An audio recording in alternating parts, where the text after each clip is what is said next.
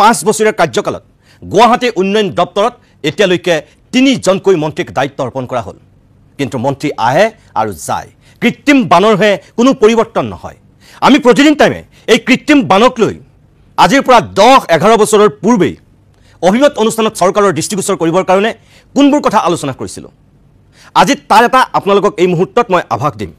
মনত ৰাখিব আমাৰ সেই অনুষ্ঠানত কোৱা কথাবোৰ অসমৰ কেইবাগৰাকীও বিশিষ্ট ব্যক্তিৰ অধ্যয়নপুষ্ট আৰু গৱেষণালব্ধ কথা আছিল কোনো যদুমধুৰ কথা নাছিল আজি সেই কথাখিনিৰ যদি গুৰুত্ব কেতিয়াবাই চৰকাৰে উপলব্ধি কৰিলেহেঁতেন এই পৰিৱেশৰ হয়তো সূচনা নহ'লহেঁতেন যাৰ কাৰণে আমি আজিৰ পৰা 10-11 বছৰৰ পূৰ্বে এই ষ্টুডিঅ'ৰ মজিয়াত কৰা আলোচনাৰ কিয়দাংশ আজি আকৌ আপোনালোকক এবাৰ দেখুৱাব বিচাৰিছোঁ প্ৰথমতে চাওক 2014 চনৰ আমাৰ দুটা বিশেষ অভিমতৰ কিছু দৃশ্যাংশ য'ত সেই সময়ত সিভিল ইঞ্জিনিয়াৰ কৰ্ণেল মনোৰঞ্জন গোস্বামী গুৱাহাটী IITৰ বিশিষ্ট অভিযন্তা অধ্যাপক ডক্টৰ অৰূপ কুমাৰ শৰ্মা আৰু অসম চৰকাৰৰ অৱসৰপ্ৰাপ্ত এগৰাকী মুখ্য অভিযন্তা অনুপ শৰ্মাৰ দৰে বিশিষ্ট ব্যক্তিয়ে অংশ লৈ কোনখিনি বক্তব্য ৰাখিছিল এইবাৰ চাওক আৰম্ভণিতেই সেই অভিমতৰ কিছু দৃশ্য মই প্ৰথমতে সিভিল ইঞ্জিনিয়াৰ কৰ্ণেল মনোৰঞ্জন গোস্বামী মই আপোনাৰ কাষলৈ যাব বিচাৰিছোঁ দুটা কবিতাৰ কথা মই এইখিনি মুহূৰ্তত মনত পেলাই দিব বিচাৰিছোঁ দুয়োগৰাকী বিশিষ্ট কবি অসমৰ দেৱকান্ত বৰুৱাই এটা কবিতা লিখিছিল সাগৰ দেখিছা আৰু তাত সাগৰ দেখিছাৰ সন্দৰ্ভত যিখিনি কথা লিখিছিল আজি যেন গুৱাহাটী মহানগৰৰ এটা বিশেষ অঞ্চলত ৰৈ পেলাই চিঞৰি চিঞৰি গাবলৈ মন গৈছে সেই সাগৰ দেখিছা কবিতাটো দেখা নাই কেতিয়াও সঁচাকৈ যদি দেখা নাই এই গুৱাহাটী মহানগৰৰ এটা অঞ্চলত ৰ'লেই আজি গম পাব সাগৰ কি ঠিক একেদৰে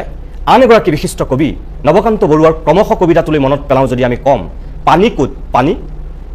পানী সেই কবিতাটোলৈ যদি আপুনি মনত পেলায় তেনেহ'লে গুৱাহাটী মহানগৰৰ আজি যিকোনো এটা অঞ্চলত উপস্থিত হ'লে সকলোতে আপুনি কেৱল দেখিব পানী আৰু পানী আপুনি গুৱাহাটীৰ এগৰাকী খুব পুৰণি বাসিন্দা আপুনি এগৰাকী চিভিল অভিযন্তা এই দীৰ্ঘদিনীয়া সমস্যাটোৰ আজিও সমাধান হোৱা নাই জ্বলা কলা দিনক দিনে বৃদ্ধি হৈছে মোৰ পোনপটীয়া প্ৰশ্ন কিয় এই সমস্যাটো আমি সমাধান কৰিব পৰা নাই প্লেনিঙৰ অভাৱ নে আমাৰ ক'ৰবাত কিবা এটা এতিয়াও অভাৱ হৈ আছে নিতুমণি তুমি কৈছা দেৱকান্ত বৰুৱা সাগৰ দেখিছা বোধহয় দেৱকান্ত বৰুৱাই এতিয়া লিখিলেহেঁতেন গুৱাহাটী দেখিছা গুৱাহাটী মই আজি 60 বছৰ গুৱাহাটীত আছোঁ মই ইয়াতে পঢ়া মই সোণাৰাম স্কুলত পঢ়া মই ভৰলু মুখত থকা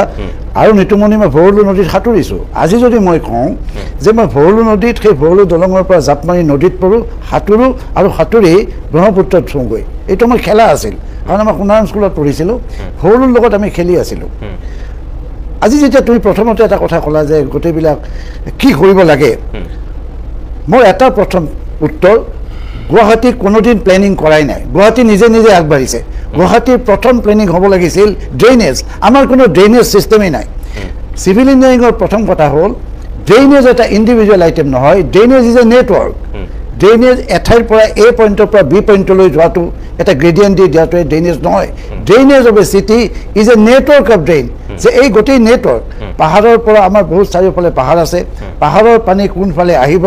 কোনটো বিশেষ বিগ ড্ৰেইনত যাব তাৰ পৰা সৰু সৰু ড্ৰেইনত যাব আৰু শেষত গৈ নদীত পৰিব এই আটাইবোৰ এটা বিগ প্লেনিং সেইকাৰণে মোৰ কথা প্ৰথম উত্তৰ আজি 1100 কোটি টকা বোধহয় শেষ কৰিছে আজি 9 মাহত মই শুনিছোঁ 9-10 মাহত গুৱাহাটী ডেভেলপমেণ্টৰ নামত ইয়াত যদি ড্ৰেইনেজ বোলা কোনো প্লেনিঙেই নাই আৰু যেতিয়ালৈকে ড্ৰেইনেজ প্লেনিং নহয় তেতিয়ালৈকে আমি গুৱাহাটীৰ সৰু সুৰা পেটছ ৰিপেয়াৰ কৰি আমি গুৱাহাটীক ভাল কৰিব নোৱাৰোঁ that is my first answer মই এটা কথা কওঁ এই মই যিহেতু GMCটো আছোঁ এটা মানে ইউ কেন কল ইট এডভাইজাৰৰ যে ভৰলু নদীৰ এটা প্লেন কৰিছে ভৰলু নদীৰ পাৰে পাৰে বৰ ধুনীয়াকৈ গাৰ্ডেন বনাব ৱাকিং ট্ৰেক বনাব কিন্তু আপোনাক কওঁ যে ভৰলু নৈখনৰ আমাৰ মানুহৰ গাত ইমানেই দুখ আছে ভৰলু নৈখনক কিন্তু বহুখিনি মানুহে বেদখল কৰাটো সঁচা ঘৰ সজাটো সঁচা ভৰলু আগৰ যিখন নৈ সেই নৈখন কিন্তু বহুত ঠেক পৰিছে গুৱাহাটীৰ একাংশ কাণ্ড জ্ঞানহীন নাগৰিকে সেইটো হয় কিন্তু সেইটোক চৰকাৰে বাধা দিব পাৰে তুমি যদি কোৱা যে এনেকুৱা কাণ্ড জ্ঞানহীন মানুহৰ কাৰণে গোটেই ভৰলু নদীটো শেষ হ'ল সেইটো নহয় মই এটা কথা কৈছিলোঁ যেতিয়া মই গ্লোবেল টেণ্ডাৰিঙৰ কথা কৈছিলোঁ আৰু এতিয়া মই ডক্টৰ শৰ্মা শুনাৰ পিছত যেতিয়া IITৰ পৰা এটা প্ৰজেক্ট দিলে it is as good as a global tender কাৰণ মই IITক সন্মান কৰোঁ আৰু ৰাইজে এইটো সন্মান কৰিব লাগে সেইকাৰণে মই খাটনিয়াৰকো কৈছোঁ আৰু ডক্টৰ অৰূপ শৰ্মাক কৈছোঁ যে আপোনালোকৰ যিটো প্লেন দিছে সৰু সৰু প্লেন নহয় এৰিয়া ৱাইজ নহয় হোল গুৱাহাটীৰ কাৰণে যিটো প্লেন দিছে লাগিলে আৰু অলপ টাইম লওক এইটো পাব্লিক কৰক ছেকেণ্ড কথা I want to tell minister in charge Ajanta নেওগক যে আপুনি শুনক এইটো এটা সিৰিয়াছ কথা এইটো আপুনি জিএমডিক দিব নালাগে জিএমচিক দিব নালাগে এটা ইণ্ডিপেণ্ডেণ্ট বডি কৰক এটা ইণ্ডিপেণ্ডেণ্ট বডি আৰু আমি আটাই তাত থাকিম আপোনালোকে গোটেইবিলাকক ক'ব but let there be separate body for Guwahati এইটো জিএমচিয়ে কৰিব নোৱাৰে আৰু জিএমডিক দিলেও নহ'ব মই এই দুটা নিবিচাৰোঁ আৰু কি হৈছে আজিকালি জিএমচি জিএমডিৰো এটা সংঘাত হৈ আছে মোক লাগে এই গুৱাহাটীখন যেনেকৈ আপুনি যদি আমষ্টাৰডামত যায় দেখিব এনেকুৱা এইটো প্ৰব্লেম এনেকুৱা প্ৰব্লেম আছে ৱৰ্ল্ডত আছে এখেতে ছিংগাপুৰৰ কথা ক'লে Amsterdam is bill' C level Holland is bill' C level তেওঁলোকে প্ৰগ্ৰামটো আজি 100 বছৰ আগতেই কৰিলে আজি যদি ভৰলু নদীটো যে ব্ৰহ্মপুত্ৰ ভৰলুতকৈ ওপৰত উঠি গৈছে সেইটোৱে কাৰণ সেইটো কাৰণ হ'ব নোৱাৰে ভৰলু কেন বি ড্ৰেজিং কৰক তাৰ কাৰণে যদি মানুহ উঠাই দিব লাগে টাফ হওক ছাইডত যদি মানুহ উঠাই দিব লাগে উঠাই দিয়ক ড্ৰেজিং কৰক আৰু এখেতে কৈছে আৰু এটা হয়তো থাৰ্ড নালা যদি এটা লাগে সেইটোও কৰক এই গোটেই প্লেনটো আপুনি কওক যে আজিৰ পৰা 3 মাহ টাইম লওক মই দিছোঁ আপোনাক মই ডক্টৰ শৰ্মাক ক'ম গভৰ্ণমেণ্টক ক'ম যে যদি IIT এটা প্ৰগ্ৰাম কৰিছে খাটনি আৰু কৈছে তেখেতো আছে ইয়াৰ লগত তেখেতে এই গোটেই প্লেনটো গুৱাহাটীবাসীক কওক don't keep it secret Guwahatian has got a right to know' what are you doing for Guwahati what are you doing for this dying city কি কৰিব ৰাইজক জনাওক টাইম লওক 3 মাহ সময় দুটাকৈ প্ৰকল্প আপুনি যেহেতু চৰকাৰক দিয়া বুলি সদৰি কৰিছিল 2004 আৰু 2008 চনৰ প্ৰকল্পটো আপুনি 2010 চনত দিছিল আৰু 2004 চনত যেটো আৰম্ভ কৰিছিল সেইটো আপুনি 2005ত সম্পূৰ্ণ কৰিছিল এই দুইটা প্ৰকল্পত আসলতে আপুনি কি উল্লেখ কৰিছিল প্ৰকল্পকেইটা কি আছিল কেনেকুৱা ধৰণৰ আছিল আসলতে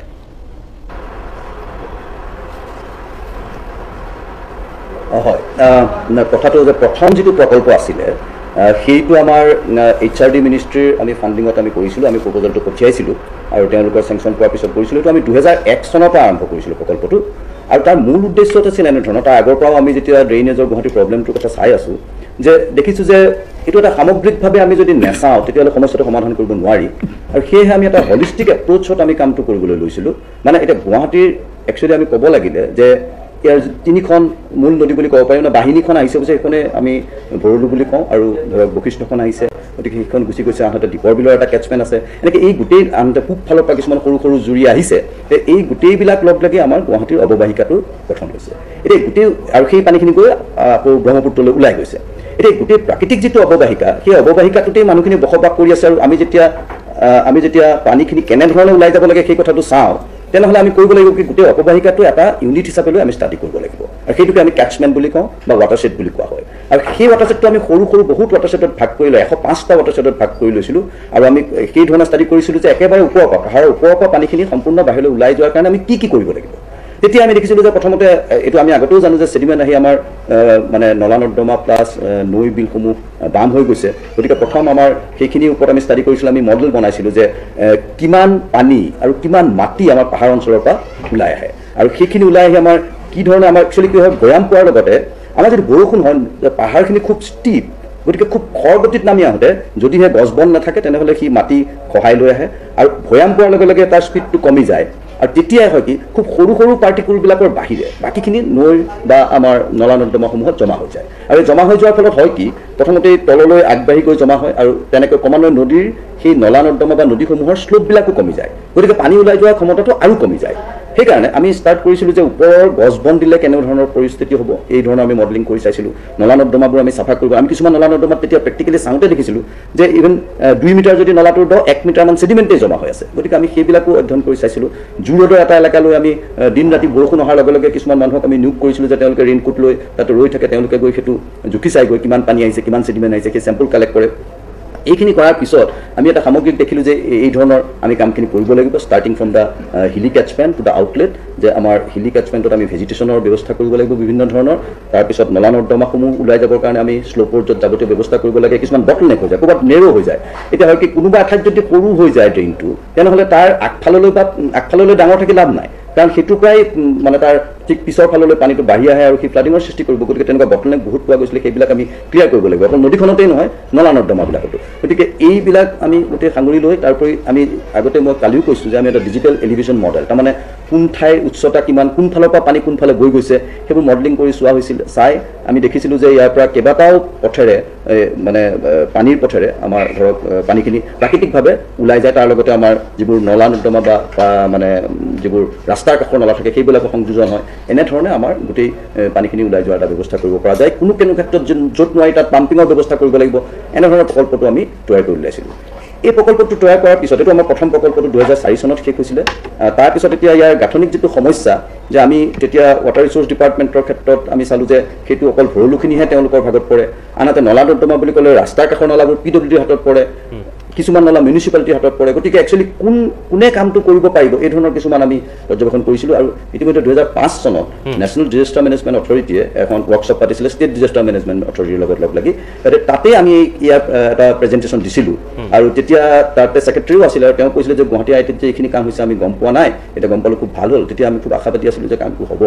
আৰু সেইমতে কিছু আগবাঢ়িছিলোঁ আৰু তেতিয়া ছইল কনজাৰ্ভেশ্যন ডিপাৰ্টমেণ্টে আমাক বিচাৰিছিলে যে এইটো কি আছে কাৰণ তেতিয়া যিহেতুকে আমাৰ প্ৰকল্পটোৰ নাম আছিলে যে flood hazard mitigation through silt management and watershed management গতিকে যিহেতু ৱাটাৰশ্বেড শব্দটো আছিলে সেইটো হয়তো মিউনিচিপালিটি GMJ এনেকুৱাকৈ কৰিবলৈ তেওঁলোকে অসুবিধা পাইছিলে আৰু তাতে এটা সমস্যাও আছিলে যে তেতিয়ালৈকে কথাটো আছিল যে ড্ৰেইনৰ যদি প্ৰব্লেম হয় তাৰ কাৰণে আমি অৱবাহিকা অঞ্চলত কাম কৰিব পাৰিম নে নোৱাৰিম এনেকুৱা কিছুমান সমস্যা আছিলে আৰু ৱাটাৰশ্বেড বুলি ক'লে তেতিয়া এগ্ৰিকালচাৰ বা ছইল কনজাৰ্ভেশ্যনে কৰে গতিকে ছইল কনজাৰ্ভেশ্যনে আমাক যিহেতু প্ৰকল্পটো বিচাৰিলে আমি তেতিয়া 2005 চনত তেওঁলোকক প্ৰকল্পটো দিলোঁ সেইটো আৰু আমি তেতিয়া খবৰ লৈছিলোঁ তেওঁলোকে সেইটোৰ ওপৰত বেছ কৰি ইমপ্লিমেণ্টেশ্যন প্ৰকল্প এটা বনাই পেলাই কৰাৰ কথা আছিলে কিন্তু বোধহয় সেইটো নহ'লগৈ বা তেনেকৈ থাকিলে এতিয়া মানে সেইটো কি অৱস্থাত আছে আমি ঠিক পিছত গম নাপালোঁ কিন্তু তেওঁলোকক ছফ্ট কপি আৰু হাৰ্ড কপি গোটেইখিনি আমাৰ ফালৰ পৰা দিছিলোঁ এইখিনিতে সেই আমাৰ প্ৰথম প্ৰকল্পটোৰ কথা শেষ কৰিব খুজিছোঁ তাৰপিছতে আমি যেতিয়া হয় কওক নহয় মই আপোনাক এইটো কৈছোঁ যে সেইটো আপোনাৰ প্ৰথম প্ৰকল্প দ্বিতীয়টা আপুনি প্ৰকল্প যিহেতু দিছে এতিয়া আমি হয় সেইটোৰ ক্ষেত্ৰত কি আছিল দ্বিতীয় প্ৰকল্পটোৰ কথা যেতিয়া আমাৰ আহিলে যেতিয়া মই দেখিলোঁ যে এইটো হয় এইটো যেতিয়া দেখিলোঁ যে আমি বিভিন্ন ডিপাৰ্টমেণ্টৰ মানে কোনে কৰিব কোনে কোনটো জুৰিডিকশ্যনত পৰে সিয়ে এটা সমস্যা গতিকে আমি দেখিলোঁ যে গোটেই প্ৰকল্পটো আমাৰতো যেতিয়া প্ৰব্লেমটো হৈছে হলিষ্টিক আমি গোটেইটো হলিষ্টিকেলি চাব লাগিব ওপৰৰ পৰা তললৈ আৰু বিভিন্ন বস্তু বিভিন্ন ডিপাৰ্টমেণ্টৰ আণ্ডাৰত পৰে আৰু সেয়েহে আমি এইটোৰ ওপৰত এটা কাম কৰি আমি কৰিলোঁ কি 2007 চনমানৰ পৰা এটা ডেভেলপমেণ্ট আৰম্ভ কৰিলোঁ 2008 চনত আমি এটা প্ৰকল্প তৈয়াৰ কৰিলোঁ যে গোটেই ডিপাৰ্টমেণ্টবোৰ সাঙুৰি লৈ আমি এটা প্ৰকল্প তৈয়াৰ কৰি উলিয়াম সেই ধৰণে আমি এটা তৈয়াৰ কৰি পেলাই সেইটো আমি 2008 চনত মিনিষ্ট্ৰী অফ আৰ্বান ডেভেলপমেণ্ট এইখিনিতে এটা মই কথা ক'ব খুজিছোঁ যে 2006 চনত এই যে মই ক'লোঁ যে NDMA মিটিংখন তেওঁলোকৰ সেই মিটিংখনত তেতিয়া সেই সময়ৰ NDMAৰ মুৰব্বী শশীধৰ ৰেড্ডী আহিছিলে তেওঁক মই 2007 চনমানত এটা কল পালোঁ যে এনেকুৱা ভাৰতৰ অকল গুৱাহাটীতে নহয় বম্বেটো ফ্লাড হয় বা গোটেই ফ্লাড এই নগৰীয়া ফ্লাডৰ ওপৰত নগৰীয়া যিটো বানপানী হয় তাৰ ওপৰত এটা ষ্টিয়াৰিং কমিটি বনাব খুজিছে এটা গাইডলাইন বনাব খুজিছে আৰু মোক তাৰে মেম্বাৰ কৰিব খুজিছে গতিকে তেনেকৈ মোৰ আৰু বিভিন্ন IITৰ তেনেকৈ মানুহলৈ আৰু অন্যান্য অনুষ্ঠানৰ মানুহলৈ সেই ষ্টিয়াৰিং কমিটিটো গঠন হৈছিলে আৰু তাতে মই খুব জোৰ দি এই কথাটো ক'লোঁ যে আমি ড্ৰেইনেজৰ সমস্যাটো সমাধান কৰিবৰ কাৰণে অকল ড্ৰেইনত কাম কৰিলে নহ'ব গোটেই সামগ্ৰিকভাৱে চাব লাগিব প্ৰথমতে সেই কনচেপ্টটো সকলোৱে মনা নাছিল পিছত মই ISC বেংগলোৰৰ আৰু IIT বোম্বেৰ তেওঁলোকে মোক খুব ছাপোৰ্ট কৰিলে আৰু ফলত সেইটো এতিয়া NDMA যিটো গাইডলাইন হ'ল ষ্টিয়াৰিং কমিটিৰ ফালৰ পৰা তৈয়াৰ কৰা NDMA এটা গাইডলাইন হ'ল 2007-08 চনত যে সেই গাইডলাইন মতে এতিয়া ড্ৰেইনেজৰ সমস্যাৰ কাৰণে কেটছমেণ্টত কাম কৰিব পাৰে বা অৱবাহিকাত কাম কৰিব পাৰে এইটো সিদ্ধান্ত হ'ল গতিকে সেইটো গাইডলাইনখিনি সম্পূৰ্ণ লিখা আছে যে পাহাৰীয়া অঞ্চলৰ মানে গুৱাহাটীৰ নিচিনা চহৰত ড্ৰেইনেজৰ প্ৰব্লেম হ'লে কি কৰিব লাগিব সেইবিলাক সম্পূৰ্ণকৈ মই কোৱা ধৰণে তাতে এতিয়া সন্নিৱিষ্ট হ'ল গতিকে এতিয়া সেই এটা যিটো আমাৰ বাধা আছিলে যে ওপৰত কৰিব নোৱাৰে সেই বাধাটো দূৰ হ'ল তাৰপিছতে আমি ক'লোঁ যে তেতিয়াহ'লে আমি গুৱাহাটীত সেই ধৰণে কৰিবলৈ আৰু কি আমি বিশদভাৱে ষ্টাডি কৰিব লাগে আগতে আমি কৈছিলোঁ যে পাহাৰত গছ বনোৱাৰ কথা ঠিক আছে কিন্তু গছ বনোৱাটো মানুহ থকা অৱস্থাত ইমান সহজ নহয় গতিকে কেনেধৰণে কৰিব লাগিব এই গোটেই বস্তুটো বিশদভাৱে ষ্টাডি কৰিবৰ কাৰণে আমি আন এটা প্ৰপ'জেল পঠিয়ালোঁ 2008 চনত আৰু সেই 2008 চনৰ প্ৰপ'জেলটোত আমি পঠিয়ালোঁ যে মিনিষ্ট্ৰী অফ আৰ্বান ডেভেলপমেণ্টলৈ আৰু তেওঁলোকে সেইটো আমাক এটা চেণ্টাৰ অফ এক্সেলেঞ্চ হিচাপে আইডেণ্টিফাই কৰি আমাক সেই প্ৰকল্পটো কৰিবলৈ দিলে আৰু সেই প্ৰকল্পটোৰ আমি প্ৰথমতেই সেইকাৰণে ষ্টেপটো ল'লোঁ যে আমি আৰম্ভ কৰিম গোটেই গুৱাহাটীৰ বিভিন্ন যিবোৰ ডিপাৰ্টমেণ্ট আছে ইয়াৰ লগত যিবোৰ ৰিলিভেণ্ট ডিপাৰ্টমেণ্ট আছে সেই গোটেই বিভাগসমূহ আমি এটা টেকনিকেল কোৰ কমিটি আমি এটা গঠন কৰিবলৈ প্ৰথমতে প্ৰস্তাৱ দিলোঁ অসম চৰকাৰলৈ সেইখিনি সময়ত আৰু প্ৰথমতে তাতো এটা আমাৰ ধৰক কথা আহি পৰিল যে এই আমাক প্ৰথমতে ক'লে যে এইটোতো চেণ্ট্ৰেল গভৰ্ণমেণ্টৰ প্ৰপ'জেল আপোনালোকৰ ফালৰ পৰা আহিছে গতিকে আমি ষ্টেট গভৰ্ণমেণ্টে কেনেকৈ গঠন কৰিম এনেকুৱা ধৰণৰ কথা কিছুমান আছিলে সেইবিলাক পিছত আশাবোৰ দূৰ হ'ল আমি প্ৰত্যেকটো বিভাগলৈকে লিখিলোঁ লিখাৰ পিছত তেওঁলোকে মেম্বাৰ দিলে আৰু সেই ধৰণে আমাৰ টেকনিকেল কোৰ কমিটিটো গঠন হওঁতে কিছু পলম হ'ল যদিও সেইটো গঠন হ'ল আৰু টেকনিকেল কোৰ কমিটি গঠন হোৱাৰ পিছত আমি আমাৰ কি ধৰণৰ আইডিয়া বা কি ধৰণৰ কৰিব পাৰি এইটো গোটেই বিশ্লেষণ বিশ্লেষণসমূহ তেওঁলোকৰ লগত মাজে মাজে আমি মিটিং হয় তাৰ মাজতে আমাৰ এই যিটো চেণ্টাৰ অফ এক্সেলেঞ্চ তাতে কেপাচিটি বিল্ডিঙৰ এটা দিশ আছিলে আমি সেই কেপাচিটি বিল্ডিঙৰ আণ্ডাৰত বিভিন্ন ডিপাৰ্টমেণ্টৰ মানুহকো আমি আহি ইয়াতে কেপাচিটি বিল্ডিঙৰ কিছুমান ৱৰ্কশ্বপ পাতি এইবিলাক কথা কোৱা হ'ল আৰু তাৰপিছত প্ৰকল্পটো লাহে লাহে গঢ় লৈ উঠিলে আৰু তাৰপিছত আমাৰ যেতিয়া প্ৰকল্পটো তৈয়াৰ হ'ল তেতিয়া আমি ক'লোঁ যে এটা পাইলট এৰিয়াত যিহেতু গোটেইখিনিতে হয়তো ইমপ্লিমেণ্ট কৰাত যথেষ্ট অসুবিধা আছে কাৰণ অসুবিধা মানে কি এই ডিপাৰ্টমেণ্টৰ সামঞ্জস্য কোনে কেনেকৈ কৰিব এই কথাবিলাকো ক্লিয়াৰ হ'ব লাগিব আৰু পাহাৰত মানুহ আছে আমি মানুহ থকা অৱস্থাত আমি কেনেকৈ সেইটো ডেভেলপ কৰিম এই গোটেই কথাখিনি আমি যিহেতুকে পুংখানুপুংখভাৱে চাব লাগিব সেইকাৰণে আমি ক'লোঁ যে এটা পাইলট প্ৰজেক্ট হিচাপে আমাৰ লোৱা হওক তাতে আমি গোটেইখিনি কথাই আমাৰ ক্লিয়াৰ হ'ব আৰু সেই বুলি আমি প্ৰায় 10টামান ইয়াতে ডিগ্ৰেডেড এৰিয়া আমি চালোঁ কোৰ কমিটিৰ মানুহখিনিৰ সৈতে একেলগে চাই আমি এই ডিগ্ৰেডেড এৰিয়াবোৰৰ ভিতৰত এটা গড় ভঙা অঞ্চলৰ এটা ৱাটাৰ ছেট এটা নহয় আচলতে কেইবাটা ৱাটাৰ ছেট লগ লাগি এটা এলেকা হয় সেই এৰিয়াটো আমি আইডেণ্টিফাই কৰিলোঁ যে এইটো আমি পাইলট প্ৰজেক্ট হিচাপে ল'ব পাৰোঁ সেইটো এটা বি ছেক্টৰ মাটিৰ এটা এৰিয়া হ'ব এতিয়া সেইটোত আমি পাইলট প্ৰজেক্টটো যেতিয়া আমি কৰিলোঁ তাতে হয় ইমপ্লিমেণ্টেশ্যনৰ কথাটো মই পিছত আহিম নেকি যদি আৰু কিবা আলোচনা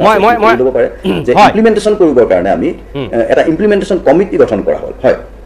মই নিশ্চয় এতিয়া মই পৰৱৰ্তী অংশত আপোনাৰ কাষলৈ আহিম আমি তেতিয়া কৰিলোঁ কি যে সমানে মই আকৌ আপোনাৰ কাষলৈ যাম আপুনি সেই কথাখিনি ক'ব কিন্তু ইয়াত যিহেতু আৰু কেইগৰাকীমান বিশেষজ্ঞ ব্যক্তি আছে মই এখেতসকলৰ ভাষ্যটো অকণমান লৈ ল'ব বিচাৰিছোঁ তাৰপিছতে মই আপোনাৰ কাষলৈ যাম মই অনুপ শৰ্মাৰ কাষলৈ আহিব বিচাৰিছোঁ আপুনি যিহেতু এগৰাকী অৱসৰপ্ৰাপ্ত মুখ্য অভিযন্তা আছিল দীৰ্ঘদিনীয়া আপোনাৰ সেই অভিযান্ত্ৰিক অভিজ্ঞতাৰে পুষ্ট গুৱাহাটী মহানগৰীৰ এগৰাকী জ্যেষ্ঠ নাগৰিক হিচাপে মই আপোনাক যদি সোধোঁ অনুপ শৰ্মাৰ এই বক্তব্যখিনি আপুনি শুনিলে খুব সুন্দৰভাৱে তেখেতসকলে চৰকাৰৰ কাষ চাপিছিল আৰু গুৱাহাটীখনক এটা পৰিত্ৰাণৰ পথ দিব বিচাৰিছিল কিন্তু সেয়া আজিও সম্ভৱ হৈ নুঠিল ইয়াৰ নেপথ্যত কি কাৰণ নিহিত আছে বুলি আপুনি নিজে অনুভৱ কৰে এই চাওক অৰূপ কুমাৰ শৰ্মাই যিখিনি কথা ক'লে সেই কথাখিনি খুব গুৰুত্বপূৰ্ণ আৰু তেখেতসকলে ষ্টাডি কৰি পেলাই কথাখিনি কৈছে মই আজি ৰিটায়াৰ হোৱা 4 বছৰমান হ'ল কিন্তু মই কমন মেন হিচাপে এজ ইঞ্জিনিয়াৰ মোৰ যিখিনি অভিজ্ঞতা সেই অভিজ্ঞতা পিনৰ পৰা মই এটা কথা ক'ব খোজোঁ যে গুৱাহাটীত যিটো ব্যৱস্থাৰে পানী নিষ্কাশন হৈ আছে সেই ব্যৱস্থাটো অহা পানীৰ অনুপাতে নগণ্য পানী বেছি আহে আৰু যোৱাৰ ব্যৱস্থাটো খুব কম আৰু যিটো ব্যৱস্থা আছে তাকো পানীৰ লগত যিহেতু মাটি বালি চিল্ট ইত্যাদিবিলাক আহি এটা ৱেভ এটা ষ্টৰ্মতে প্ৰায় ভৰ্তি হৈ যায় নেক্সট ক্লিয়াৰ কৰিবলৈ সময় পাই মানে আৰু এটা আহি যায় বাৰিষা বৰষুণ হ'বই ইজাকৰ পিছত সিজাক বৰষুণ পৰহি এতিয়া বৰষুণ গোটেই ৰাতি দিছে প্ৰথম 2 ঘণ্টাতে পানী ভৰ্তি হৈ ওফন্দি উঠিছে তাৰপিছত যিহেতু ৰাতিপুৱা 4 বজালৈকে কমকৈ বৰষুণ দিলেও আগৰ পানীখিনি যাবলৈ সময় পোৱা নাই গতিকে পানীৰ অপকাৰটো বেছি হৈছে মোৰ মতে গুৱাহাটীৰ যিখিনি ড্ৰেইন অৰিজিনেলি মই ভাবোঁ এইখিনি ৰোড ছাইড ড্ৰেইন হিচাপে বনাইছিলে আৰু সেইখিনিকে চাফা চিকুণ কৰি এডিশ্যন অল্টাৰেশ্যন কৰি অলপ ডাঙৰ কৰি তাৰ কেপাচিটি অলপ আগতকৈ বঢ়াই পেলাই কোনো ৰকম চলি আছে পানীখিনি যাবৰ কাৰণে চাফা চিকুণ নকৰা নহয় কৰিছে চাফা চিকুণ কৰাৰ কাৰণে এটাই লক্ষ্য কৰা দেখা গৈছে যে আগতে পানীখিনি ওলাই যাওঁতে যিমান ঘণ্টা সময় লাগিছিলে আজিকালি চাফা চিকুণ কৰি থকাৰ কাৰণে সময়টো কম লাগে আগতে পানী ওলাই যাওঁতে যদি 12 ঘণ্টা লাগিছিলে এতিয়া 4 ঘণ্টা লাগে কিন্তু 4 ঘণ্টাতে মানুহৰ যিখিনি ডেমেজ হয় সেইখিনি সহ্য কৰিব পৰা নহয়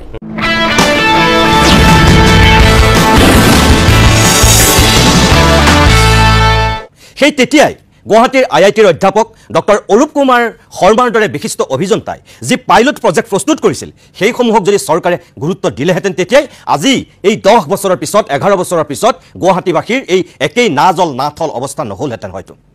গুৱাহাটীৰ ড্ৰেইনসমূহৰ যি তথৈবচ অৱস্থা সেই সন্দৰ্ভত আপোনালোকক আৰু নতুনকৈ কোৱাৰ কোনো প্ৰয়োজন নাই এই ড্ৰেইনসমূহক লৈও সেই তেতিয়াই অসমৰ আন এগৰাকী বিশিষ্ট অভিযন্তা JN খাটনিয়াৰ আমাৰ এই ষ্টুডিঅ'তে আহি কোনখিনি পৰামৰ্শ আগবঢ়াইছিল চৰকাৰক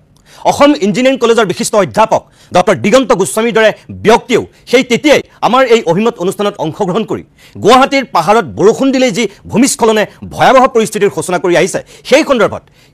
নিৰ্মূল কৰাৰ উপায় উদ্ভাৱন কৰি তেওঁ কি পৰামৰ্শ দিছিল আজি সেই বিশিষ্ট অভিযন্তাসকলৰ কিছু বক্তব্য পুনৰ মই আপোনালোকক এই কাৰণেই দেখুৱাব বিচাৰিছোঁ তেখেতসকলৰ সেই পৰামৰ্শ তেখেতসকলৰ সেই চিন্তাক যদি তেতিয়াই চৰকাৰবিলাকে গুৰুত্ব দিলেহেঁতেন আজি হয়তো কৃত্ৰিম বান বা গুৱাহাটীৰ ভূমিস্খলনক লৈ এই পৰিৱেশৰ সূচনা নহ'লহেঁতেন কিয় কৈছোঁ এবাৰ চাওকচোন JN খাটনিয়াৰ ডাঙৰীয়া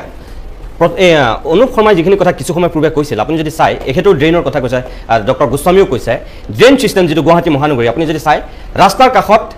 যিটো ছাইড ড্ৰেইনছ থাকে যিবিলাক ড্ৰেইন বনোৱা হ'ল সেইবিলাক আপোনাৰ পথৰ কাৰণেই বনোৱা কিন্তু সেইবিলাক আপোনাৰ এটা স্বাভাৱিকভাৱে যিবিলাক পূৰ্বতে আছিল সেইবিলাকে হয়তো অলপ কেতিয়াবা বহল কৰিছে বা কেতিয়াবা অকণমান দ কৰিবলৈ চেষ্টা কৰিছে তাতকৈ বেলেগ একো পৰিৱৰ্তন যোৱা কিছু বছৰত গুৱাহাটীবাসীয়ে দেখিবলৈ পোৱা নাই সেই ছিষ্টেমটোৰ যোগেদি যদি আমি পানী সৰবৰাহ কৰিব বিচাৰোঁ পানী যদি আমি বাহিৰ কৰিবলৈ বিচাৰোঁ সেয়া সম্ভৱ হ'বনে ইমান পাহাৰৰ মাটি কাটি আপোনাৰ এই অৱস্থা কৰিলে গোটেই পাহাৰত মানুহ বহিল সেইসোপা মাটি পানী একেলগে উটি আহেই আমি কেনেকৈ সেইখিনি সম্ভৱ হ'ব বুলি ভাবিব পাৰোঁ সেই ড্ৰেইনৰ যোগেদি মই ভাবোঁ মোৰ যিখিনি নলেজ মই যিখিনি ইনভলভ হৈছোঁ এতিয়ালৈকে দিগন্ত গোস্বামীয়ে কৈছে ডিচিল্টিং কৰিব লাগে ডিচিল্টিং ইজ এ মাষ্ট কিন্তু ডিচিল্টিং কৰাটোৱে সলিউশ্যন নহয় ডিচিল যাতে নহয় চ'ৰ্চত কেনেকৈ ডিচিল্টিং কমাব পাৰি চিল্টেশ্যনটো কমাব পাৰি সেইটোৰ কিন্তু আমি একো চিন্তা কৰা নাই চ'ৰ্চ মানে আমাৰ পাহাৰ কাৰণ মই কালিও কৈছোঁ যে আমাৰ মেইন প্ৰব্লেম হ'ল rushing water from the hills area কাৰণ হাই স্পীডত নামি আহে ডিউ টু শ্ল' আৰু আহোঁতে যিহেতু মই কালিও কৈছিলোঁ এইটো কথা আনপ্লেন আনচাইণ্টিফিক গ্ৰোথ হৈছে গ্ৰোথ হোৱাৰ পিছত আমি এতিয়া চিন্তা কৰিছোঁ গ্ৰোথ হৈ গ'ল অলৰেডি গতিকে আনচাইণ্টিফিক আনপ্লেন হ'লে আনচাইণ্টিফিক হ'ব আনচাইণ্টিফিক হ'লে আনঅথৰাইজো আছে তাতে এতিয়া কথা হ'ল কি চিল্কটো আমাৰ সমতলৰ চিল্ক নহয় এইটো সদায় পাহাৰৰ চিল্ক আহে গতিকে আমি পাহাৰৰ চিল্কখিনি ট্ৰেপ কৰিব লাগিব ড্ৰেইনত পৰাৰ আগতেই গতিকে মই এটা প্ৰপ'জাল দিছিলোঁ যে আমি দৰকাৰ হ'লে আমি পাহাৰ আমাৰ দক্ষিণ ফালে পাহাৰ আছে আৰু এইফালে নৱগ্ৰহৰ পৰা নুনমাটিলৈকে পাহাৰ আছে পাহাৰত সেইখিনি নৱগ্ৰহৰ এই পাহাৰখনৰ পৰা জেনেৰেলি শিলপুখুৰীৰ পৰা নুনমাটিলৈকে আমাৰ বানপানীৰ সৃষ্টি কৰে ছাডেন যিটো আমি সদায় আৰ্টিফিচিয়েল ছাডেন ফ্লাড বুলি কৈ আছোঁ এইটো পাৰ্মানেণ্ট নাথাকে 3-4 ঘণ্টা পিছত হয়তো গুচি যায় এতিয়া মোৰ প্ৰপ'জালটো এনেকুৱা আছিল চিল্ক আপুনি প্ৰথমতে চিল্কখিনি ধৰি ৰাখিব লাগিব আৰু সেইটো কাৰণে দৰকাৰ হ'লে আমি পাহাৰৰ ঠিক সমতলৰ অলপ ওপৰত পাহাৰৰ নামনিত আমি আৰ্টিফিচিয়েল ৰিজাৰ্ভাৰ কেইটামান যদি ক্ৰিয়েট কৰিব পাৰোঁ with a retaining structure it will be like a dam like structure এটা নিজৰা বৈ আহিছে চানমাৰী ৰেডিঅ' চেণ্টাৰৰ কাষৰ পৰা সেইটোৱে বহুত পানী কৰে মই নিজেও দেখিছোঁ তাতে যিহেতু মই চানমাৰীত থাকোঁ গতিকে সেই পানীখিনি চিল্কৰ সৈতে বৈ অহাৰ আগতে আমি পাহাৰৰ কিছু ওপৰত আমি যদি এটা আৰ্টিফিচিয়েল ৰিজাৰ্ভাৰ ক্ৰিয়েট কৰিব পাৰোঁ কৰি লৈ পেলাই যিটো ৰিজাৰ্ভাৰ ৱাল হ'ব ইট উইল বি চাম কাইণ্ড অফ ৰিটেইনিং ষ্ট্ৰাকচাৰ তাত কিছুমান হোল থাকিব হোলকেইটা আমি ইফালে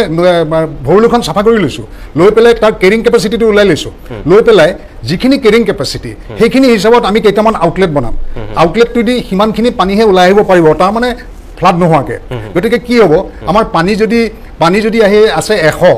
আৰু যদি ওলাই গৈ আছে 50 গতিকে 50 গৈ আছে ফ্লাড নোহোৱাকৈ বাকী 50 বাঢ়ি গৈ এটা সময়ত ৰিজাৰ্ভাৰটো ফুল হৈ যাব ফুল হৈ যোৱাৰ পিছত যিহেতু এলিভেটেড লেভেলত আছে গতিকে তাত আমি কি কৰিব পাৰোঁ তাত এটা ইনটেক ষ্ট্ৰাকচাৰ কৰি আমি তাৰ পৰা এটা এলিভেটেড ড্ৰেইন মই এলিভেটেড কৈছোঁ ডাবল ড্ৰেইন এইটো যে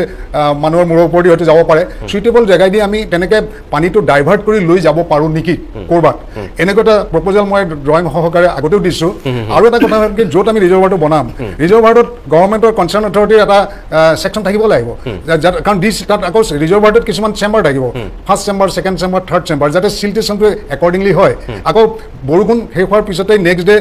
এক্সকাভেটৰ দি সেই খালী কৰি ৰাখিব লাগিব গতিকে এনেকুৱা কিবা এটা স্কিম কৰিব পাৰি নেকি আৰু মই ভাবোঁ আমাৰ দুটা প্ৰব্লেম চলে বাৰিষাত আমাৰ ফ্লাড কণ্ট্ৰল হ'ব আৰু খৰালিত আমাৰ that will be rain water harvesting যিটো আমাক লাগে আমি সদায় ৰেইন ৱাটাৰ হাৰ্ভেষ্টিং বুলি কৈ থাকোঁ মানুহৰ ঘৰে ঘৰে কৰিব লাগে আমি কমন ৰেইন ৱাটাৰ হাৰ্ভেষ্টিং এটা কৰিব নোৱাৰোঁ নেকি সেইকাৰণে পানী আমি হয়তো খৰালি ইউজ কৰিব পাৰোঁ গতিকে এনেকুৱা ধৰণে ডাইভাৰ্চন কিছুমান হয়তো কৰিব লাগিব পাহাৰৰ নামনিৰ পৰা মানে আমাৰ চিটিৰ ভিতৰত সোমোৱাৰ আগতেই যাতে ডাইভাৰ্ট কৰি লৈ যাব পাৰি আৰু যোৱাকালিও মই কৈছিলোঁ যে আমাৰ তেনেকুৱা এটা প্ৰজেক্ট নথকা নহয় GMD এটা ভাল প্ৰজেক্ট লৈছিলে প্ৰায় 35 crore rupees আপোনাৰ নিউ গুৱাহাটী বিজি কলনীৰ পৰা আপোনাৰ নাৰেংগী হৈ পেলাই স্কিম এটা লৈছিলে আৰু তেওঁলোকৰ কাগজো মই কালি দেখুৱাইছিলোঁ ৰেলৱেৰ লগত কিবা প্ৰব্লেম হৈছে অইল ইণ্ডিয়াৰ কিবা ক্লিয়াৰেঞ্চ পোৱা নাই সেইটো কাৰণে প্ৰজেক্টটো আধা কৰা হৈ আছে that was a 32 crore rupees project that was a diversion project গতিকে নোলোৱা নহয় কিন্তু এতিয়া ৰেলৱেৰ লগত ৰেলৱেৰ অবষ্ট্ৰাকশ্যনৰ কাৰণে কামটো হৈ উঠা নাই গতিকে ডাইভাৰ্চন আমাক দুটা মেইন নতুন ড্ৰেইন লাগিব ডাইভাৰ্চন ড্ৰেইন এটা হ'ল আমাৰ নৰ্থ চাইডে পাহাৰৰ ফুটহিলত আৰু এটা মেঘালয় চাইডে এটা যাব পূব ফালে এটা যাব পশ্চিম ফালে এই দুটা কৰিলে সমতলত আমাৰ গুৱাহাটীৰ ভিতৰত যিখিনি পাহাৰ আছে সেইখিনি ডিচাৰ্জ আহিব সেইখিনি তাত কানেক্ট কৰিব নোৱাৰিব পাৰোঁ কিন্তু এটলিষ্ট ইমান প্ৰেছাৰ নহয় মই অকণমান ইণ্টাৰফিয়াৰ কৰিব পাৰিম নেকি মই মানে ইঞ্জিনিয়াৰ খাটনিয়াৰে যোনটো ক'লে যে চিল্টবিলাক আহিব তাৰপিছত এটা ষ্ট'ৰেজ ৰিজাৰ্ভাৰ থাকিব তাৰপিছত আকৌ এলিভেটেড ড্ৰেইনৰ কথাও ক'লে আপুনি মই এইখিনিতে এটা কথা ক'ব খুজিছোঁ যে DDMA কামৰূপ মেট্ৰ'ৰ সহযোগত আমি আছাম ইঞ্জিনিয়াৰিং কলেজে গুৱাহাটীৰ 19টা পাহাৰ ছাৰ্ভে কৰিছিলোঁ আৰু তাতে আমি 366টা ভালনাৰেবল ছাইটছ পাইছিলোঁ যোনবিলাক লেণ্ডশ্লাইড এনি টাইম হ'ব পাৰে আৰু সেইটোৰ ওপৰত বেছ কৰি আমি দেখিছিলোঁ যে চুনচালি এৰিয়াত আটাইতকৈ আচলতে চান্সটো বেছি এইটো কেতিয়াৰ কথা আমি 2012ত সেইটো ছাবমিট কৰিছোঁ ৰেপিড ভিজুৱেল স্ক্ৰিনিং বুলি কৈছোঁ আৰু প্ৰত্যেকটো এৰিয়াত ক'ত ক'ত কেনেকুৱা কি হ'ব পাৰে সেইটো দিছোঁ আৰু চুনচালি এৰিয়াৰ কাৰণে আমি এটা পাইলট প্ৰজেক্ট যেনেকৈ IIT দিছিলে গতিকে আজদামাই আমাক ৰিকুৱেষ্ট কৰিছিলে গতিকে আমি তেনেকুৱা ধৰণৰ এটা প্ৰজেক্ট প্ৰপ'জেল দিছিলোঁ আৰু তাতে এইটো সাজেষ্ট কৰা হৈছিলে যে আমাৰ যোনবিলাক পাহাৰ অঞ্চল আছে পাহাৰ অঞ্চলত যাতে চিল্ট জেনাৰেটেই নহয় আপুনি কৈ আছে ইৰোশ্যন হ'ব আমি ধৰিম মই কৈ আছোঁ যে আমাৰ জেনেৰেটিভ হ'ব নালাগে আৰু সেইটোৰ কাৰণে টেকন'লজি আছে মই বহুত কথা কৈছিলোঁ তাতে যে আমাৰ পাহাৰ এৰিয়াত ড্ৰেইনছ নাই ড্ৰেইন বুলি কওঁতে ৱাটাৰশ্বেড মেনেজমেণ্ট এপ্ৰ'চত আচলতে কিছুমান ড্ৰেইন ডিজাইন কৰিব লাগে যেনেকৈ ধৰক মেইন ড্ৰেইন থাকে ফিডাৰ ড্ৰেইন থাকে কণ্ট্ৰল ড্ৰেইনছ থাকে সেইবিলাক কৰিলে বহুতখিনি ইৰোশ্যন এৰেষ্ট হৈ যায় তাৰপিছত ভেটিভাৰ বুলি এটা গ্ৰাছ ছিষ্টেম আছে ৰুটটো বহুত তললৈ যায় গতিকে সেইবিলাকে ইৰোশ্যনটো কণ্ট্ৰল কৰিব পাৰে আমাৰ ড্ৰাই চাম্পৰ ছিষ্টেম নাই সো প্ৰত্যেকটো হাউচহোল্ডত যদি আমি এটা ড্ৰাই চাম্পৰ মেণ্ডেটৰী কৰিব পাৰোঁ তাতে ৱাটাৰ হাৰ্ভেষ্টিং কৰি পেলাই পানীটো যদি এটলিষ্ট তাতে ৰখাই দিব পাৰোঁ তেনেকুৱা ধৰণৰ বহুত ধৰণৰ ছাজেশ্যন আছে মেণ্ডেটৰীটো কৰিব কোনে এতিয়া কৰিব লাগিব ডক্টৰ গোস্বামীয়ে যিটো কথা কৈছে এতিয়া অসমীয়াত ক'বলৈ গ'লে আপোনাৰ ফকৰা যোজনাটি দিলে মেকুৰী ডিঙিত টিলিঙা আৰিব কোনে কথাটো সেইটো হৈছে আপোনালোকে যিখিনি কথা কৈছে খুব সুন্দৰ পৰামৰ্শ হয়তো কিন্তু আমাৰ এতিয়া যত যি পৰিমালটো হৈছে এয়া কোনে কৰিব কাক কম কোনে পঠিয়াব এনেকুৱা এটা পৰিৱেশৰ সূচনা হৈ আছে ইয়াত মুখ্যমন্ত্ৰীৰ মুখতো যিহেতু গুৱাহাটী IIT যি পাইলট প্ৰজেক্টৰ কথা আমাৰ সাংবাদিকে প্ৰশ্ন কৰিছিল তেতিয়া কৈছিল যে সেইখিনি মই চাম বিচাৰ কৰিম আৰু যৎপৰো নাস্তি মই সেয়া নিজা উদ্যোগ গ্ৰহণ কৰিবলৈ চেষ্টা কৰিম মুখ্য সচিবক তেওঁ সাংবাদিকৰ আগতে এক প্ৰকাৰ নিৰ্দেশ দিছে মই এতিয়া আপোনাক কওঁ যে কি ধৰণে আগবঢ়া উচিত নহয় আমি যিটো কৈছোঁ যে পাইলট প্ৰজেক্টটো কৰিব লাগে আৰু সেইটোত আমি ইতিমধ্যে মই আগতে কৈছোঁ যে আমাৰ মানে পাহাৰীয়া অঞ্চলৰ সংৰক্ষণৰ ফালৰ পৰা আমি আগবাঢ়িব লাগিব আৰু আমি ইতিমধ্যে এইটো পাইলট প্ৰজেক্টটোতো চৰকাৰে ইতিমধ্যে অনুমোদনো দিছে আৰু তেওঁলোকে সেইটো কৰিবলৈ হাততো লৈছে GMDক দিছে কিন্তু আমাৰ এটা পৰামৰ্শ আছিল যে যিখিনি বস্তু যিটো ডিপাৰ্টমেণ্টৰ হাতত থাকে সেই বিভাগীয় নিজৰ বিভাগৰ কামখিনি নিজাকৈ কৰিব পৰা ধৰণৰ এটা হ'লে ভাল আছিলে মোৰ হিচাপত হয়তো তাৰ এটা চিফ হিচাপত বা মুখ্য বিভাগ হিচাপত GMDA বা GMC তেনেকৈ থাকিলে কিন্তু তাৰ বাকী ডিপাৰ্টমেণ্টবিলাকৰ কামখিনি কোঅৰ্ডিনেশ্যনত হ'লে ভাল আছিলে কাৰণ গোটেই গুৱাহাটীখনত কৰিব লাগিলে এটা ডাঙৰ প্ৰকল্প হ'ব আৰু আমি কৈছোঁ যে পাহাৰত মানুহখিনি থাকি আমি গ্ৰীনেৰী কৰাৰ কথা কৈছোঁ তাৰ কাৰণে আমি যিটো ইকলজিকেল মেনেজমেণ্ট প্ৰেক্টিছৰ কথা কৈছোঁ সেইটো আমি এনিমেশ্যন কৰিও দেখুৱাইছোঁ কেনেকৈ মানুহে সৈতে থাকিব পাৰিব তাৰ উপৰিও কিমান মানুহ থাকিব পাৰিব তাৰ এটা বিশেষ আমাৰ ছেফ মডেল বুলি আমি এটা কেৰিং কেপাচিটিটো কয় যে এখন জেগাৰ কিমান মানুহ বহন কৰাৰ কেপাচিটি আছে এখন পাহাৰৰ কিমান মানুহ বহন কৰাৰ এটা ক্ষমতা আছে গতিকে সেই আমি এটা ছেফ মানে আমি কৈছোঁ যে ছাষ্টেইনেবল একমোডেশ্যন থ্ৰু ফিডবেক ইভালুৱেশ্যন গতিকে আমি সেই ধৰণৰ এটা মডেলৰ দ্বাৰা আমি নিজে তৈয়াৰ কৰা মডেল সেই দি আমি কিমান মানুহ থাকিব পাৰে আমাৰ পাইলট প্ৰজেক্টটোত আমি সেইখিনি পাইলট এৰিয়াটোত সেইটো উলিয়াইছোঁ আৰু সেইটো দেখা গৈছে যে বৰ্তমান যিমান আছে সিমানখিনিলৈকে মোটামুটি পাৰা যাব তাতকৈ যাতে আৰু নাহে আমি সেইটোও কৈছোঁ আৰু সেইখিনিত আমি কেনেকৈ গ্ৰীনেৰী কৰি আমি ৰাখিব লাগে তাৰ ব্যৱস্থাবোৰ আগবঢ়াইছোঁ এতিয়া যদি পাইলট প্ৰজেক্ট লৈছে মই কওঁ যে সেই পাইলট প্ৰজেক্টটোত আমাক কৈছে আমি তত্বাৱধান কৰিবলৈ কিন্তু আমিতো সদায় গৈ চাব নোৱাৰোঁ গতিকে এই পাইলট প্ৰজেক্টটো যেতিয়া GMDA ইমপ্লিমেণ্ট কৰিব মোৰ এটা অনুৰোধ যাতে আমি কিছুমান সমিতি গঠন কৰি দিয়া যায় ধৰক পাইলট প্ৰজেক্টৰ এলেকাখিনি আমি চাবৰ কাৰণেও কিছুমান সমিতি গঠন কৰি দিব পাৰে কিন্তু গোটেই গুৱাহাটীৰ কাৰণে এতিয়া যিটো কেন্দ্ৰীয় চৰকাৰেও আগবাঢ়ি আহিছে গোটেই গুৱাহাটীৰ কাৰণে আমি যদি কৰাৰ কাৰণে এটা প্ৰকল্প হাতত লওঁ তেনে গোটেই গুৱাহাটীত কিছুমান তেনেকুৱা আমি হয়তো নাগৰিক সমিতি এটা গঠন কৰি দিব লাগিব আৰু সেই সমিতিবিলাকৰ হয়তো একোজন মুৰব্বী হিচাপে দি একোটা এলেকা পৰ্যবেক্ষক হিচাপে ৰাখিব লাগিব মই সাধাৰণ কথা এটা কৈছোঁ যেনেকৈ হয়তো কোনোবা এজন কণ্ট্ৰেক্টৰ কিবা এটা কাম দিলে আমাৰ যদি মোৰ ঘৰটোৱে কিবা ৰিপেয়াৰ কৰিব লাগে মোৰ যদি ইনষ্টিটিউটৰ ফালৰ পৰা কোনোবা এজন কণ্ট্ৰেক্টৰক দিছে তেন্তে তেওঁ কামটো কৰাৰ পিছত হ'ল নে নাই চাই দিব লাগিব কিন্তু মই ঘৰৰ মালিকজনে ঠিক তেনেকৈ সেই অঞ্চলৰ একোজন যদি কাষ্টডিয়ান দিয়া যায় আৰু তেওঁলোকে যদি সেইটো চাই পেলাই অ'কে কৰাৰ পৰ্যায়টো আমাৰ এটা কণ্ডিশ্যন হিচাপে থাকে তেনেহ'লে কামটো ভালদৰে হ'ব তাৰপৰা অকল সেইটো অ'কে কৰাৰ কথাই নহয় ধৰক আপোনাৰ সৰু ক'ৰবাত নলা খুব সৰু হৈ গৈছে সেইখিনি যেতিয়া ভাঙিব লাগিব ভাঙি তাক ডাঙৰ কৰিব লাগিব ৰাস্তা বহল কৰিব লাগিব ৰাইজৰ সহযোগিতা লাগিব গোটেইখিনি আৰু আমি ইতিমধ্যে পাহাৰত এখন প্ৰথম এৱেৰনেছ কেম্পেইনিঙৰ কথাটোৰ কাৰণে আমি এখন মিটিং পাতিবলৈকে সিদ্ধান্ত কৰিছোঁ সেইখন আমাৰ 20 তাৰিখে হোৱা কথা 20 জুলাইত গতিকে আমি তাতে আমাৰ যিসকল ষ্টেক হোল্ডাৰ আছে তেওঁলোক গোটেইখিনি আহি তাতে লগাৰ কথা গতিকে ঠিক তেনেকৈ আমাৰ বিভিন্ন অঞ্চলৰ কাৰণেও আন অঞ্চলসমূহতো তেনেধৰণৰ মিটিং কৰি আমি ৰাইজক সজাগ কৰিব লাগিব এৱেৰনেছ কেম্পেইনিঙৰ কাৰণে আমি কিছু কাম কৰিছোঁ আমি ভিডিঅ' CD বনাইছোঁ যে মানুহে এই কথাটো বুজি পাওক আৰু মই ভাবোঁ যে তেনেকৈ সামগ্ৰিকভাৱে আমি যদি কথাটো লওঁ আৰু এই প্লেনিংটো মই এতিয়াই ঠিক খাটাংকৈ ক'ব খোজা নাই আৰু যিটো নদীৰ চেনেলাইজেশ্যনৰ কথাটো ইতিমধ্যে মই শুনিছোঁ অলপ মোৰ মাজতে বিচ্ছিন্ন হৈছিল তথাপি দুই একে কোৱা মই শুনিছোঁ এতিয়া ময়ো তেনেকৈ ছত্তীশগড়ত এখন আৰপা নদীৰ যিটো চেনেলাইজেশ্যনৰ কথাটো আহিছিলে তেতিয়া মই তাতে কনচালটেণ্ট হিচাপে আছিলোঁ গতিকে তাৰ বহুত দিশ আছে আমি মডেল ষ্টাডি কৰি চাই লওঁ সেইবিলাক কিমানখিনি দ কৰিব পাৰি কিমানখিনি ষ্টেবল হ'ব এই গোটেইবোৰ কথা চাই লৈ আমি কৰা যায় আৰু মোটামুটি দ কৰি নিলেও নহ'ব তাৰ শ্লোপটো থাকিব লাগিব এইবিলাক গোটেই বিষয় আছে এইবিলাক সম্পূৰ্ণৰূপে চাই লৈ আমি এটা যদি আঁচনি হাতত লওঁ আৰু এক সামগ্ৰিক আঁচনি হ'ব লাগিব তাক হয়তো কোনো অংশ কোনোবা এটা বিভাগে কৰিব আন এটা অংশ আন এটা বিভাগে কৰিব কিন্তু এটা কোঅৰ্ডিনেশ্যন লাগিব তাক অবজাৰ্ভাৰ লাগিব যে অবজাৰ্ভাৰ এজন নহয় মানে IIT গুৱাহাটী অকলেতো গোটেইখিনি চাই থাকিব নোৱাৰে গতিকে সেইটো এটা নিশ্চয় ষ্ট্ৰাকচাৰ মানে ষ্ট্ৰাকচাৰেল ৰিফৰ্মৰ এটা প্ৰয়োজন হ'ব আৰু সেইটোৰ কাৰণে এটা নাগৰিক সমিতি গঠন কৰি মই কওঁ যে আপোনালোকে মিডিয়াই কিয় লিড নলয় মানে আপুনিয়ে কিয় লিড নলয় ধৰক এনেকুৱাটো কৰিব পাৰি গতিকে সেই ধৰণে মিডিয়াই সকলোকে সজাগতা আনিব পাৰে আৰু গোটেইখিনি কথা আমি ইজনক দুখ দিয়া সিজনক দুখ দিয়া কৰি থকাতকৈ সকলোৰে ঊৰ্ধত গৈ আমি এটা সামগ্ৰিকভাৱে একগোট হৈ সকলোৱে কিয় কামটো নকৰোঁ আমি সকলোকে মাতি আনি আমি কিয় তেওঁ কৈছিলে যে আমি ইয়াতে ভাগ ল'ম সকলোৱে আমি কিয় একেলগে কামটো নকৰোঁ মোৰ এইটোৱে মই ক'ব বিচাৰিছোঁ মই ধন্যবাদ জনাইছোঁ এইখিনি সময় দিয়াৰ বাবে আপুনি যিখিনি কথা কৈছে মই আমি কোনো চৰকাৰী বিষয়া নহয় কিন্তু আপুনি কৈছে মই উদ্যোগ ল'ব সামান্য মই এয়া প্ৰয়াসেই কৰিছোঁ তেনেকৈ মই প্ৰথমতে বিজয় বাইদেউ মই আপোনাৰ কাষলৈকে আহিছোঁ আপুনি কি বুলি ভাবে যে এই দীৰ্ঘদিনীয়া সমস্যাটো আজিও সমাধান নহ'ল ইমানখিনি মানুহে বিভিন্ন সময়ত বিভিন্ন দিহা পৰামৰ্শ দিয়ে বা বিভিন্ন লিখা মেলা হয় আমি টেলিভিশ্যনতো বিভিন্ন ধৰণৰ টক শ্ব' কৰিছোঁ আলোচনা পাতিছোঁ কিন্তু এতিয়ালৈকে কোনো ফল দিয়া নাই তেনেকৈ আচলতে কথাটো চাওক মানে যিসকলে এইবিলাক প্ৰজেক্ট কৰে গুৱাহাটী বানপানীৰ সমস্যালৈ তেখেতসকলে ভাবে যে গুৱাহাটীখন এখন সমতল ইয়াত আহি এৰোপ্লেন পৰিব পাৰে আচলতে গুৱাহাটীখন কি হৈছে বিভিন্ন পাহাৰে ঘেৰি আছে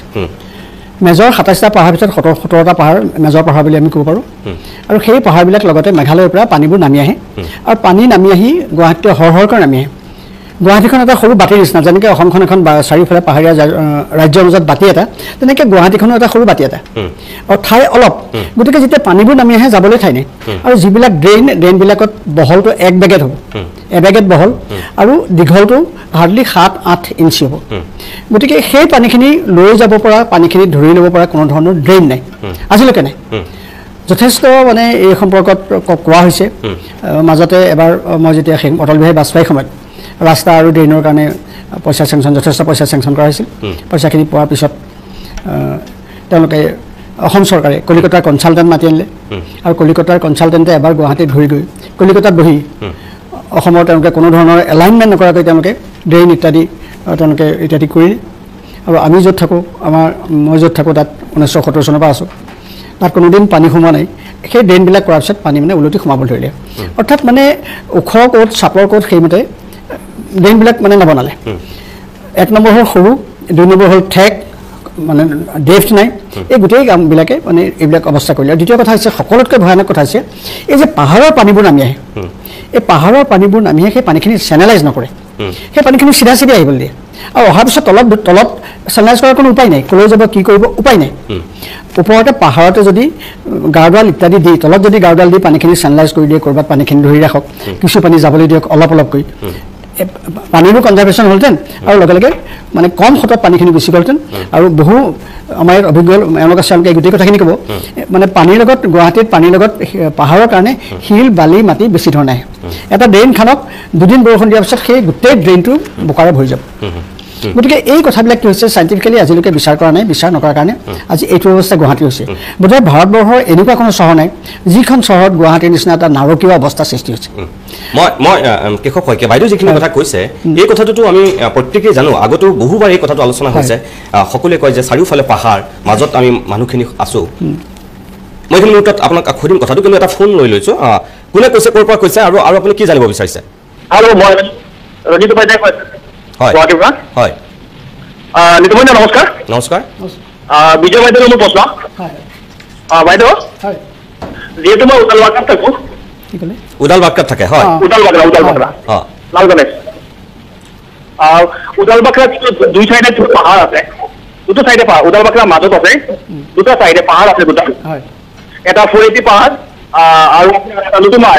চাইডে পাহাৰ এটা আছে এতিয়া দুটাৰ মাজে পানী বহি আহে যেতিয়া বৰষুণ দিয়ে পানী বহি আহে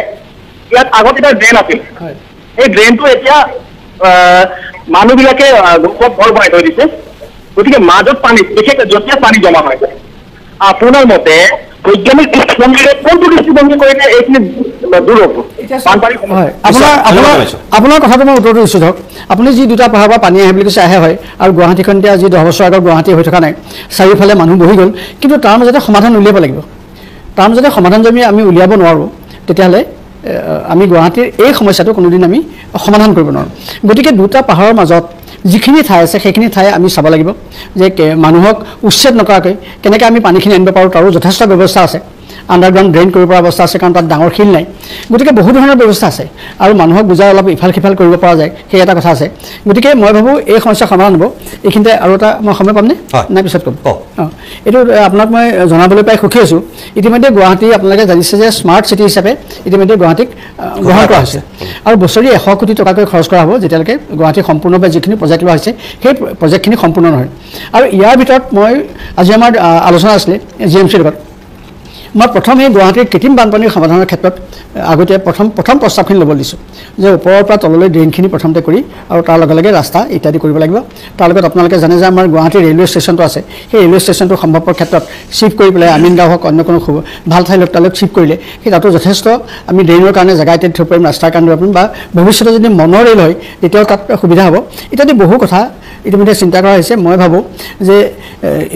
ইতিমধ্যে যথেষ্ট বিশেষজ্ঞ আহি পেলাই ইয়াত আমাৰ লগত আজি যিখিনি বিশেষজ্ঞ আছে তেখেতৰ লগতে আৰু দুজন IITৰ বিশেষজ্ঞ আনি এই বিষয়ে আলোচনা কৰি ইতিমধ্যে আপোনালোকে দেখিবলৈ পালে 2014-15ৰ একেই কৃত্ৰিম বান একেই গেলা গুৱাহাটীখন আৰু এতিয়াও একেই ৰঙা পানী ক'লা পানী কেতিয়াবা গোবৰৰ পানী বিগত 10-11 বছৰে একেই ছবি একেই ডায়লগ 10-11 বছৰ আগত আমি যি দেখিছিলোঁ সেই একেই পৰিৱেশ এতিয়াও আছে কৃত্ৰিম বানৰ পৰিৱৰ্তন একোৱে হোৱা নাই বিশিষ্ট অভিযন্তাৰ পৰামৰ্শৰ বুকুত ছিটিকি পৰিলে আচলতে IIT অধ্যাপকৰ পৰা বিশিষ্ট অভিযন্তাৰলৈকে কিন্তু একোৱে এই 10-11 বছৰে মনা নহ'ল হয় আপোনালোকে ঠিকেই শুনিছে কিন্তু আৰু এটা কথা যেতিয়ালৈকে ৰাইজ সজাগ নহয় ৰাইজে নলাবোৰ বন্ধ কৰি ৰাখে অবৈধভাৱে পানী ওলাই যোৱা বাট পথৰ দখল কৰে নলা বন্ধ কৰে তেতিয়ালৈকে আপোনাৰ ঘৰৰ আৱৰ্জনা পেলাই নলা নৰ্দমাবোৰ ভৰ্তি কৰি ৰাখে নলা নৰ্দমা বন্ধ হৈ গৈছে আচলতে সেইকাৰণে এই অৱস্থা সৃষ্টি হৈছে ৰাইজে সজাগ হ'ব লাগিব প্ৰথম কথা আৰু দ্বিতীয় কথা 10-11 বছৰে আপোনাৰ একোৱে পৰিৱৰ্তন নহ'ল যদিহে আপোনালোকে ভিডিঅ'টো চাই ভাল লাগিলে সকলোৰে মাজত শ্বেয়াৰ কৰি দিব লাইক এটা কৰি দিব কমেণ্ট কৰিবলৈ নাপাহৰিব ভিডিঅ'টো সম্পূৰ্ণ চোৱাৰ বাবে সকলোলৈ বহুত বহুত বেছি ধন্যবাদ থাকিল